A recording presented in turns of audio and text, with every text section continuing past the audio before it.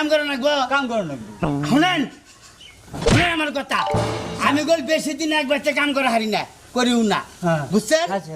গোষ্ঠী ঠিক করে আই বলি ওই এখনো বই আছে কিন্তু কি করলে আমি কি করবো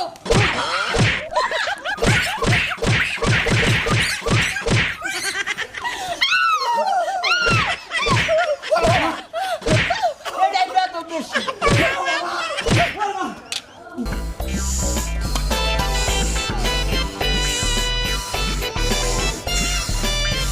ছেড়ে